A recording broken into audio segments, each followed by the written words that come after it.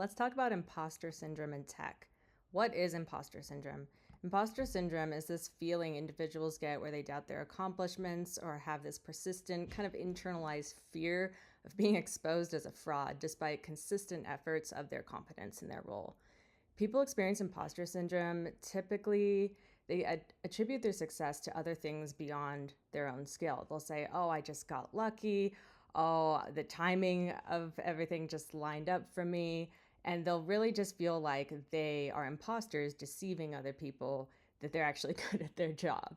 Now, this imposter syndrome can really affect anyone. It affects women, but it affects people of all backgrounds and demographics.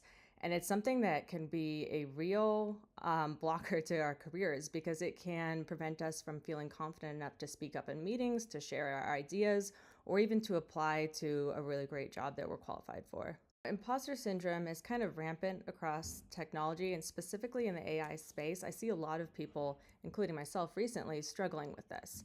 So why are we seeing this so much in AI right now?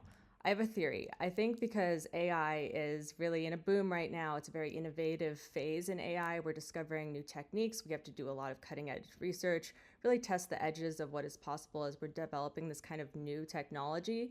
Because we're in this kind of innovation phase, we actually don't have a guidebook or a run book for how to do AI properly. We're writing it right now.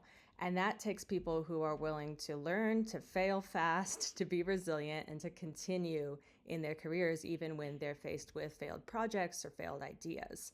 That takes a lot of resilience. So I think right now we're seeing a lot of people in the AI community that feel that feeling of imposter syndrome, not because they're not qualified to be in that field, but instead because no one's really qualified to be in this field because we haven't really figured out exactly what this field is. We don't know the exact skill sets or the right technology to use. We're trying to figure that out right now. So the way to really get around imposter syndrome in this kind of innovative environment is instead of holding yourself to a standard of knowing everything, it's much better to hold yourself to a standard of learning everything that you possibly can. Every mistake you make, every gap in your skill set that you identify, take that as a learning opportunity because the truly successful people in tech and AI have a very strong growth mindset and a very strong approach to their own personal growth. I've come up with a few strategies myself that have helped me overcome some imposter syndrome. I'm going to share a few of them with you here. So specifically for working in the field of AI, if you're encountering that crushing feeling of imposter syndrome as you try to make your career path in AI, the first tip I have for you is actually to learn mathematics and some software engineering. Here's why. Mathematics and software engineering are the two foundational languages that AI is built on. If you learn to speak these languages fluently, you're going to be able to keep up with this developing technology. And here's why. There's new papers being written almost every day. There's new software tools coming out. And if you have the foundational skills to learn and understand those things, you're going to be able to keep up with the AI industry and really digest the new innovative things as this industry is developing.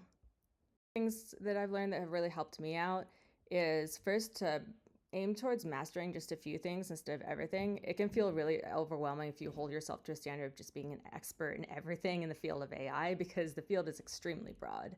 But if you find a few specific areas that you can really lean into and study deeply and feel like you really could master, then you have an opportunity to really showcase your ability to go deep into a very technical and complex topic. You've also created an opportunity to really showcase your strengths, which will build your confidence. Those are the two things that have really helped me out quite a bit in my career journey. But the last piece of advice that I'll leave y'all with is just be yourself. We need everyone of all backgrounds contributing to the AI industry so we can build working and diverse products.